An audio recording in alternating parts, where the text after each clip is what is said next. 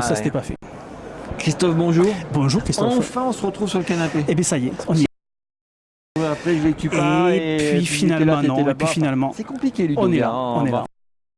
De ce moment-là, tu viens me parler. Alors, toi, tu es local de l'étape. C'est ça. Tu enseignes à des CE1 au-dessus, là. À Lavelanet. C'est de l'autre côté de la montagne. C'est là-bas. C'est pas loin à vol d'oiseau. À vol d'oiseau, c'est pas loin, mais pour monter les montagnes, c'est haut.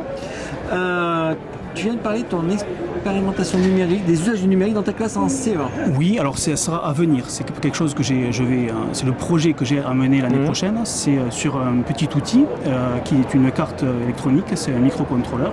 Un micro. On va regarder ce que c'est. Alors je vais l'ouvrir. Je te prends le micro. Tu me prends le micro, voilà. Donc en fait, l'idée c'est de se dire voilà, ça c'est un micro, c'est un boîtier plastique dans lequel il y a une carte électronique et cette carte électronique, elle va pouvoir faire plein de choses sans doute. Donc oui. On va regarder ce qu'il y a dedans. Alors qu'est-ce qu'il y a dedans? Alors si on ouvre un port USB, un port DVI, elle est vide. C'est vide, bon déjà ça part bien. Non, alors en fait c'est de l'autre côté. Donc on va ouvrir ici. C'est pour dire quand des fois les objets numériques paraissent très compliqués. Ça coûte combien ces petites bêtes là? Ça coûte 45 €. 45 €. Donc, c'est pas non plus. Alors on va enlever. C'est qui a investi? C'est toi?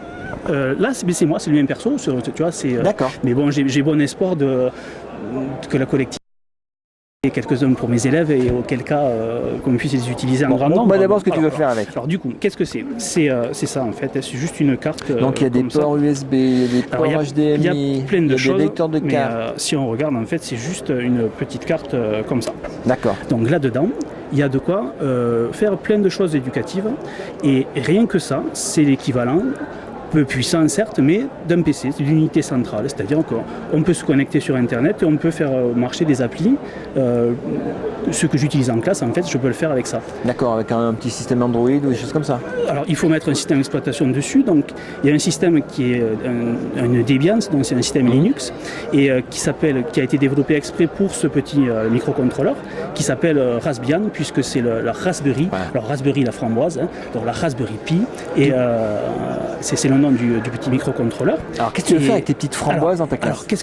Alors, en fait, vu que j'ai des machines qui sont assez obsolètes, je me dis, la problématique financière existe, surtout quand on est instituteur. Quand tu parles de machines, c'est des ordinateurs que tu as dans ta salle de classe. Voilà, c'est ça. Donc ça, en gros, c'est l'unité centrale. C'est-à-dire que ça va remplacer, c'est à peu près le même niveau de performance que ce que j'ai aujourd'hui, et ça me permet de faire les applications numériques que j'ai avec mes élèves. D'accord. Donc c'est pas une machine de guerre, c'est sûr, mais ça permet d'aller sur Internet et comme on a plein de serveurs, d'applications qui sont utilisables via le web, et bien, avec ça, on peut le faire. Et donc l'idée c'est de dire aux élèves, on va réfléchir à ce que sont les terminaux numériques, à ce qu'ils nous apportent. Je te le tiens. C'est parfait. Et du coup, la question, c'est pas de faire de la technique, c'est pas d'être dans des trucs compliqués, c'est de dire on est au CE1, on a entre 7 et 8 ans. Bon, on a des unités centrales qui sont grosses et qui ne marchent pas bien. On va essayer de les remplacer par ces petites choses qui ont l'avantage de rentrer donc on fait un peu du contournement, ce qui est le tel de Ludovia. C'est du contournement et c'est de l'appropriation. C'est-à-dire que voilà, je suis au CE1, mais je suis capable de monter mon unité centrale. Donc l'avantage, c'est que dans le microcontrôleur, il y a tout. Il y a tous les éléments d'une unité centrale. Il y a juste un truc à rajouter, c'est ce qui est l'équivalent du disque dur. Donc c'est une carte micro SD. Donc dedans, on va expliquer qu'il y a le système d'exploitation, ce qui permet aux différents éléments électroniques de communiquer entre eux.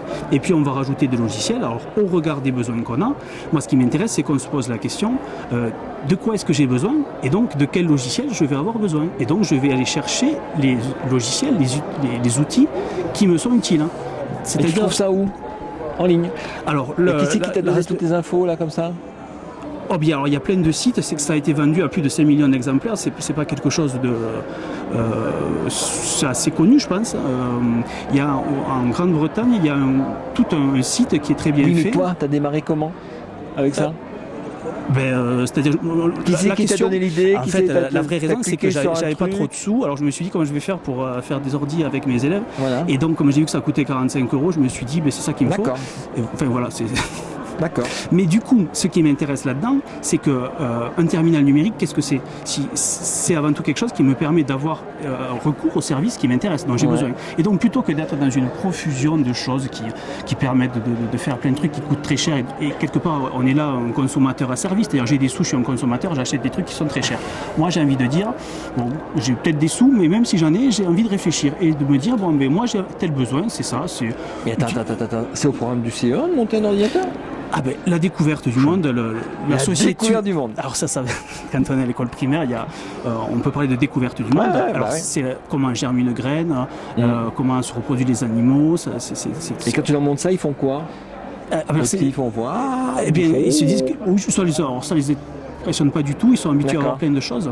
Ce que j'ai mené, je l'avais mené avec des plus petits, c'est qu'on avait pris une unité centrale, on avait pris grosse exprès, un truc comme ça, et on l'avait dit, bon, à votre avis, c'est quoi la différence entre le petit boîtier noir là, qu'on a là, le gros machin et le gros machin.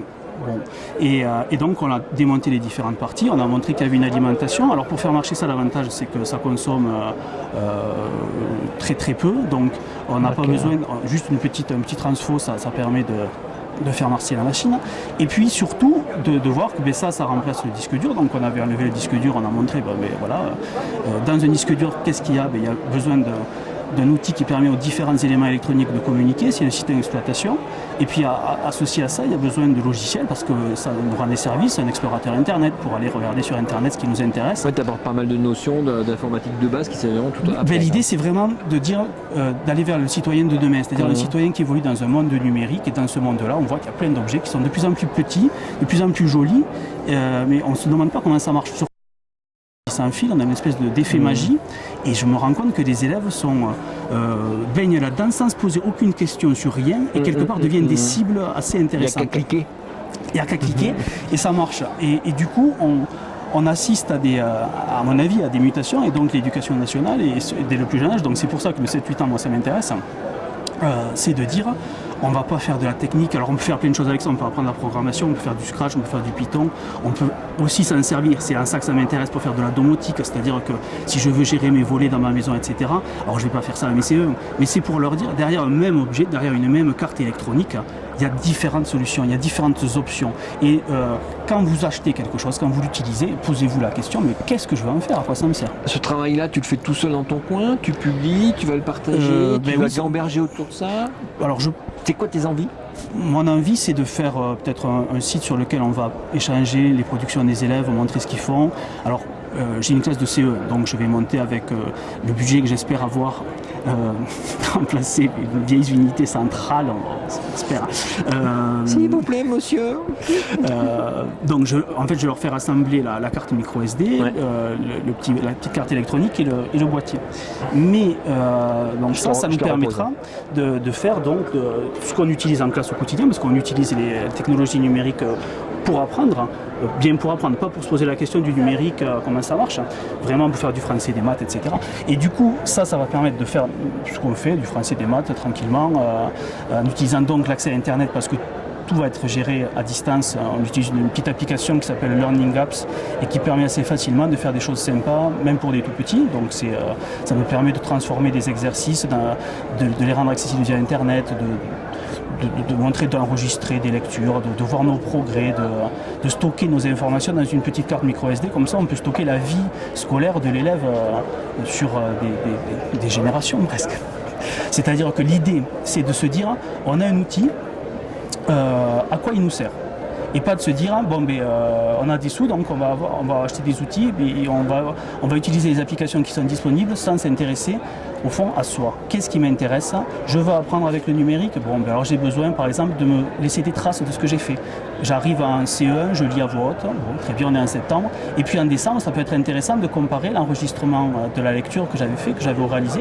Alors pour ça c'est pas la peine d'avoir des choses très développées. Une petite webcam par exemple peut être placée au-dessus d'un bureau, c'est ce que je fais dans ma classe, et donc les élèves viennent sur ce bureau-là et donc ils enregistrent ce qu'ils font. Alors ça peut être une lecture, ça peut être comment je fais une opération, comment je peux me montrer un escargot. L'année dernière on a fait un élevage d'escargots et donc on s'est dit, les escargots, comment ça se reproduit, comment ça marche, qu'est-ce que c'est? Il y a une coquille, après il y a un pied, donc ça permet de projeter en gros et de discuter autour d'un objet et puis de garder justement en mémoire ces différents éléments. Et ça permet de se rendre compte qu'on a progressé. C'est-à-dire que souvent les élèves, et c'est un facteur motivationnel important, ont besoin d'avoir la mesure des étapes et des échelons de ce qu'ils ont gravi. Et souvent ils ont l'impression de ne pas avoir bougé. En fait, ils font des progrès énormes. Alors, et des donc, curseurs, des indicateurs de progression. C'est ça. En fait, c'est des traces de son apprentissage et se dire, voilà, j'ai appris tout ça, donc ça me motive pour continuer même quand je suis en difficulté. Et donc ce petit appareil, pour y revenir, ça va permettre de faire une multitude de choses, mais la première, c'est de se poser des questions avant d'utiliser un produit numérique. Donc c'est une boîte à questions. C'est une boîte à questions, c'est une boîte noire et on va se poser plein de questions. Et donc je vais aussi l'utiliser avec des élèves plus grands parce qu'au CE1, on est quand même un peu limité par l'âge des élèves. Et donc on va aller du CE1 jusqu'au CM2 et on va essayer de voir ce qu'on peut faire. Alors, on peut faire des petites stations météo. Alors il y a plein de projets qui sont disponibles en ligne autour de la Raspberry Pi sur des sites anglo-saxons. En France, il y a quelques sites aussi qui en parlent. Bon, pour le scolaire, il y a des utilisations. Et l'idée, c'est peut-être de monter un petit site pour rendre visible de pratiques d'usage. Voilà, que peuvent faire des élèves. Et donc, l'idée d'aller vers des CM2, c'est aussi pour augmenter les possibilités et d'aller un peu vers la fameuse question qu'on se pose, qu'on s'est posée, qu'on se pose plus ou qu'on se posera. Coder ou pas coder, qu'est-ce qu'on en pense? Alors, ce qu'il y a de bien, c'est que lorsqu'on achète la carte et qu'on est, par exemple, un enseignant qui n'est pas spécialement technique, qui n'a pas envie ou qui a un peu peur. Bon, en fait, dans la petite carte comme ça, si on achète, il y a différents systèmes d'exploitation, il y a différentes possibilités. Donc ça peut être faire de la domotique, ça peut être faire d'une utilisation type Raspbian, c'est-à-dire aller sur Internet faire de la bureautique, et dans cette idée de base du système d'exploitation Raspbian tel que je vais l'utiliser dans la classe, un module Scratch et un module Python. Alors, qu'est-ce qui m'intéresse là-dedans? C'est pas du tout d'apprendre aux élèves à coder, parce qu'on est au CE1. Bon. Ce qui m'intéresse tous est conscience que un programme, ça s'écrit dans un langage et que ce langage, c'est juste quelque chose qui est assez de l'humain et qui n'est pas du langage machine. C'est-à-dire qu'ils comprennent bien que tout langage va être compilé ou interprété. Python, c'est un langage à interpréter, ça veut dire quelque chose dans quelque chose de l'humain. Et ça se transforme en 0 en 1. Et ça devient de suite à interpréter. Alors que d'autres langages comme C, par exemple, vont nous être compilés, mais l'idée de compiler, ça veut dire transformer ces mots, ce programme, ce code, en 0 et en 1. Et de bien comprendre que ça, c'est une machine, que tous les techniques fonctionnent avec du 0 et du 1. Il y a du courant ou il n'y en a pas. Je suis proche du seuil 0 volt ou je suis proche du seuil 1,8 volt, 3,3 volts, peu importe. Et alors là-dessus, après, il y a les ports GPIO. Alors c'est ces petits trucs-là, ces petites broches. Bon, ça, on verra, ça permet de brancher plein de choses. Alors ça, j'espère plus avec les CM2 que les CE1, mais ça permet de brancher plein de capteurs, on peut faire on peut commander des robots par exemple, ça peut être sympa de se dire on va faire un projet et donc comme un contrôleur qui est suffisamment puissant pour faire fonctionner un système d'exploitation et donc aller sur internet, donc avec des CE1 on fait un truc tout basique, on met la carte micro SD, c'est fini. Mais par contre, ceux qui seront volontaires, ceux qui auront envie de développer des compétences, alors ceux qui auront envie de coder, du coup, on pourra apprendre ensemble avec Scratch ou avec Python à développer des choses très... L'idée, c'est que chacun se soit au moins posé la question, qu'est-ce que c'est cet objet, à quoi il me sert et est-ce que je vais l'utiliser. Alors, à mon avis, pour l'éducation, parce qu'on assiste à un vrai développement du numérique bien sûr, et dans ces aspects data mining, c'est-à-dire on va essayer de créer des profils d'apprenants, d'en faire que les logiciels soient le plus personnalisants, c'est-à-dire qu'ils s'approchent le plus possible de ceux dont a besoin l'apprenant, etc. Il y a un élément à moi qui me paraît essentiel, c'est la capacité de l'apprenant à intégrer l'intelligence du logiciel, c'est-à-dire que le logiciel va proposer des choses qui sont certes adaptées, mais est-ce que l'apprenant s'en saisit ? Alors il y a des études qui ont montré que finalement les progrès d'apprentissage qu'on aurait pu espérer ne sont pas présents et que peut-être une des hypothèses c'est développer les compétences métacognitives des élèves, c'est-à-dire ou des utilisateurs, c'est-à-dire comment je me saisis de cet outil numérique, encore une fois, à quoi ça me sert, quel est mon objectif et comment je fais pour Et par là, le fait de systématiquement être acteur, c'est-à-dire se poser la question, je veux aller là, je veux faire ça, et non pas être consommateur, dire, oh, super bien fait, j'ai pas de questions à me poser, ça va venir tout seul, je vais apprendre tout seul. Ça, je crois que c'est un modèle définitivement on peut enterrer. Par contre, tout ce qui est data mining, gestion des traces, etc., c'est fondamental parce que ça permet d'être au plus près des besoins, ça c'est clair. Mais après, il va falloir que l'apprenant aussi, lui, se mobilise et devienne un sujet facile à utiliser. Alors si on fait une petite, peut-être une parallèle, j'imagine, Christophe, votre bilan sanguin, M. Battier, votre bilan sanguin. Top. Bon, j'ai plus de fer dans les hémoglobines. J'ai plus de fer. Bon, il n'y a plus de fer. Alors, il n'y a plus de fer. Qu'est-ce que je fais Monsieur Battier, cacheton, du fer. Voilà. Alors, je vous donne plein de pilules, je vous donne des granules de fer. Donne-moi des granules de fer. Parce que souvent, dans le numérique, c'est-à-dire des petites vidéos, des grains pédagogiques. Alors, je ne vais pas donner des grains pédagogiques, je vais donner des grains de fer. Ouais. Sauf que ton problème, je ne sais pas encore. J'assimile pas le fer. T'assimiles. Alors, je vais t'en donner plein. Ça va nous coûter plein de sous, mais ça va servir à rien parce que tu es toujours faible. Voilà. Et du coup, la bonne question, c'était pas Monsieur Battier, mais pourquoi vous manquez de fer? Et donc, pourquoi? Je me pose la question. Du coup, il ne s'agit pas de dire je vais vous donner les bonnes granules pour votre apprentissage. Je vais vous donner du fer pour compléter améliorer votre bilan sanguin, mais je vais me poser la question, pourquoi est-ce que diable vous ne fixez pas le fer? Et donc développer vos capacités d'apprenant, c'est-à-dire vous aider à devenir un apprenant autorégulé. Alors c'est quoi un apprenant autorégulé? Tu peux me poser la question. C'est quoi? Décidément aujourd'hui, alors c'est quoi un apprenant autorégulé? Alors, un apprenant autorégulé qui s'intéresse à la fois à évaluer son apprentissage et à le réguler. C'est-à-dire comme une chaudière. Imagine, tu veux qu'il y ait... Il y a un gamin il est autorégulé. Ah non, pas du tout. Alors l'idée c'est que c'est aller vers l'autodidactie, mais c'est aller vers, c'est-à-dire que je crois que personne ne l'est. Plus on grandit, effectivement, plus on développe ses compétences métacognitives et plus on arrive à se réguler, mieux on arrive à s'auto-évaluer.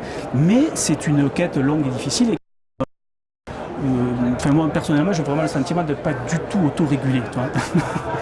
Et donc l'idée c'est de progresser vers ça. Alors si on fait un exemple, par exemple, qu'est-ce que c'est que dans une maison, tu veux 21 degrés. Ta chaudière, il y a une sonde, tu as un dispositif qui permet de mesurer la température. Dans mon bureau, je suis à 20 degrés, même si je ne bouge pas de 20. Tu restes à 20. Je reste à 20. Alors, imagine, tu restes à 20 dehors, il fait très très froid. Oui. Donc la température a baissé et mal rencontré demi. Qu'est-ce qui se passe? La chaudière, on envoie de l'eau chaude à M. Battier. Ouais. Ça chauffe chez M. Battier, on arrive à 20 degrés. 21 degrés, le thermostat a évalué, c'est-à-dire qu'il a évalué la température, il s'est dit, oh là, c'est trop chaud, il va faire une surchauffe, cloc, on stoppe la production de chaleur. Et donc, l'idée de la régulation, c'est un dispositif qui permet de capter est-ce que c'est chaud, c'est froid, et un dispositif qui permet de produire de la chaleur ou pas pour venir... alors si on est dans un pays chaud, tu vas avoir une clim qui va faire du froid. L'apprentissage, c'est un peu ça. C'est-à-dire je vais être capable de m'auto-évaluer. Un truc typique sur les lecteurs novices, c'est qu'ils lisent du début à la fin et qu'ils ne s'arrêtent jamais. Et c'est fondamental de se dire mais qu'est-ce que j'ai compris de ces quelques premières phrases. Ça, c'est une auto-évaluation. Et si on n'a pas compris, on va réguler. On va se dire je vais relire. Ou alors, imagine ce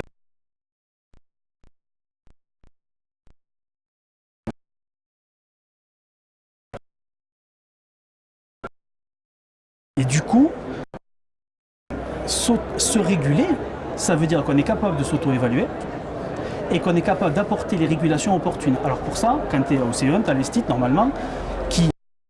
Régulateur. Alors l'autonome, parce que l'auto ça voudrait dire que c'est l'élève, et c'est vers ça qu'on va, mais qu'on aimerait aller, mais l'enseignant il va identifier la difficulté, il va essayer d'apporter des... Donc il va évaluer et il va remédier. L'idée c'est que lorsqu'on est face à une machine, il n'y a pas un enseignant qui vous regarde. Donc, pour aller, c'est l'idée des tuteurs intelligents, de toutes les choses qui vont gérer les traces pour apporter ce qui est opportun. Mais c'est quand même une excellente idée à mon avis. l'apprenant à lui-même se dire ah non mais attends, j'ai pas regardé, j'ai plein d'aides, je les ai pas vues, il faut que je les utilise. Donc l'idée, le leitmotiv, c'est devenez acteurs, devenez des citoyens du siècle qui arrive, on est déjà en 2015 et tu veux me poser une question? Non, je vais t'arrêter là. D'accord. Parce que le son derrière est très inquiet, on est en train de dépasser tous les paquets de disques durs qu'on a. On n'a plus de mémoire. On va être autorégulé par la taille du disque dur. Bon. En tout cas, merci Christophe. Merci Christophe. Et bien voilà. À la prochaine.